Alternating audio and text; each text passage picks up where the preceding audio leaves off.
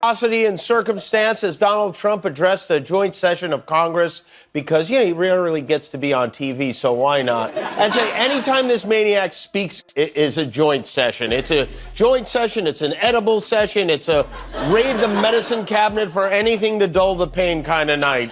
And tonight was no exception. His speech started late, and I guess they were waiting for that last coat of shellac to dry on his face.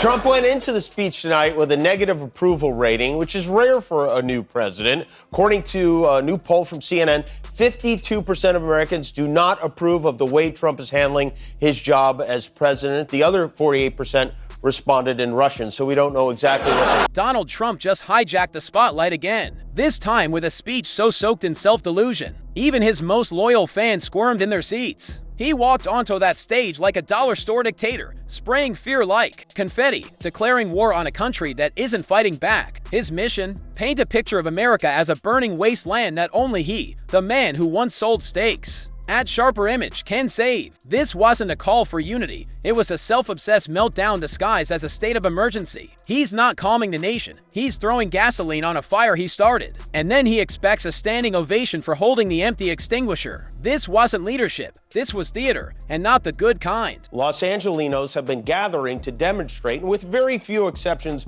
peacefully demonstrate to voice their opposition to this disgusting and unnecessary abuse of power instigated by our mentally ill president, who is dead set on exacerbating this, who actually wants conflict, who is intentionally inflaming and lying to make it seem like there's a war going on here. He wants there to be a war going on here, and he doesn't care who gets hurt in it. There's no riot outside. We have more so-called unrest here when Trump wants it to seem like anarchy. So he goes around our governor and he calls in 4,000 troops from the National Guard and 700 active duty Marines.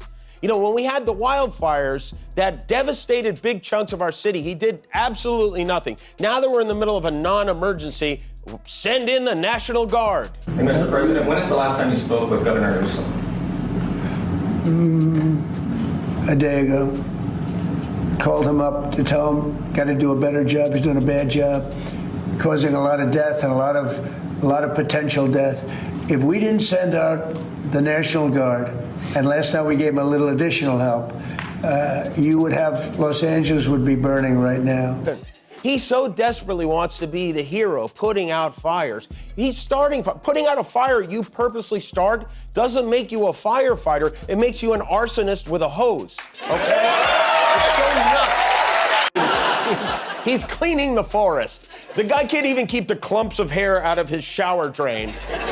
And now he's cleaning the forest. And to be fair, some of the protesters broke the law. They're throwing water bottles. 3 Waymos, these driverless cars, got set on fire.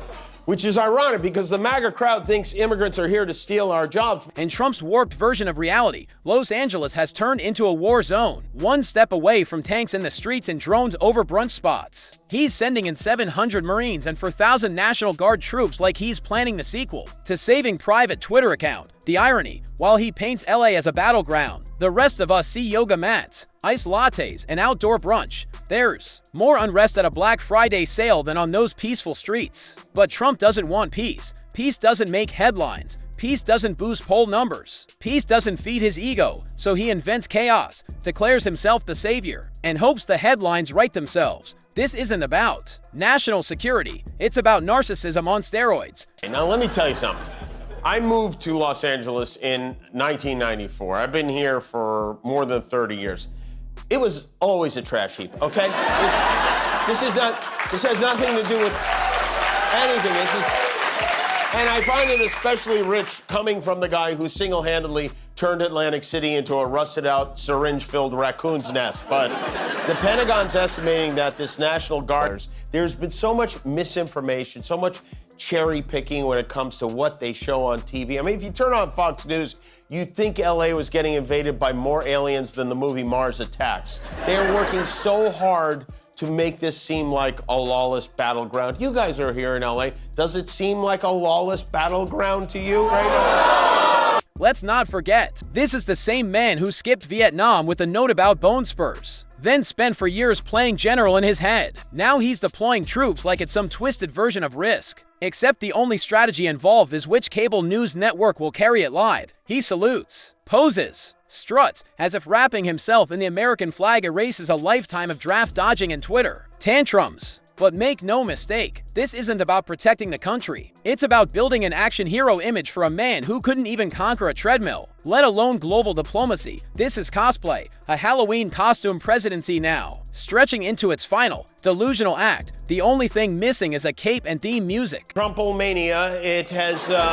been it's been fun watching this lunatic gamble our life savings this week. It's like handing a Social Security check to your dog and sending it to Caesar's Palace. If the dealer has 16, stay, okay? Stay. It was another roller coaster of a day. Trump this morning hit the snooze button on almost all those big, beautiful tariffs he levied. He paused the tariffs for 90 days. Think about that. The best thing Trump has ever done for America was undo the incredibly dumb thing he did. That sounds less to me like a phone call from a fellow world leader and more like the genre of porno he likes to watch. Please, sir, I'll do anything. I'll do anything, sir. One country that is not getting a reprieve from tariffs is China, and that's the big one. Everything is made in China. You know those stickers that say made in the USA? Those are made in China. And when you think about all the stuff we buy from China, I mean, it's significant. I mean, for instance, this Trump brand reusable water bottle, made in China. This Trump shot glass, made in China. This Trump windbreaker, made in China. This Trump American flag hat, made in China.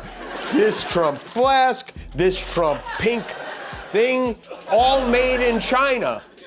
Of course, Russia is not on the list. His approval ratings, imploding like one of his failed casinos. A recent poll showed more Americans trust expired yogurt than trust Trump to handle a crisis. But he doesn't see numbers, he sees enemies. So he doubles down, triples the theatrics, and throws tantrum. That would make a toddler blush. He calls for unity, then attacks anyone not wearing a red hat. He promises peace, then tweets threats like a high school bully on Adderall. Every time he opens his mouth, fact checkers break into hives. Lies come, easier to him than breathing. And yet, he still expects applause, reverence, and total surrender. But here's the truth. The more he talks, the more Americans wake up, and the louder his voice gets. The more we realize, this is the sound of a man losing everything. Interests are furthered by a polarized America.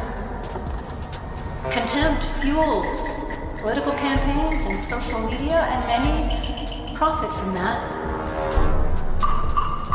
But it's a worrisome, it's a dangerous way to lead a country. I'm a person of faith, surrounded by people of faith. And with God's help, I believe that unity in this country is possible. Not perfectly, for we are imperfect people and an imperfect union. He blamed California's wildfires on lazy trees. He said wind turbines cause cancer, and now he's blaming invisible armies of Antifa warriors for vandalism that never happened. He wants us to believe that under every yoga mat lies a Molotov cocktail, and to stop this imaginary insurgency, he's sending trained Marines to neighborhoods where the biggest threat is a parking ticket. He didn't send the troops during hurricanes, not during COVID's deadliest days, but now that people are protesting for justice and calling him out, suddenly, it's DEFCON 1. This isn't a response to violence. It's a declaration of war against political opposition. He doesn't want order. He wants obedience. He doesn't want calm. He wants control. And he's willing to unleash the military to get it. Trump loves to brag about the border wall. It's being built, he says. But the only thing rising faster is his legal debt. His administration built fewer miles of wall than it did excuses. And those few feet, they're glorified fences guarded by his fantasy. Infrastructure weak. It became a punchline. He couldn't even build a cohesive staff, let alone highways or healthcare. Remember when he promised to replace Obamacare? It's been 7 years, and all we've seen is a band-aid with his face on it. This is a man who paints dreams but delivers disasters. And now, in his last desperate chapter, he's scrambling to construct a legacy out of lies,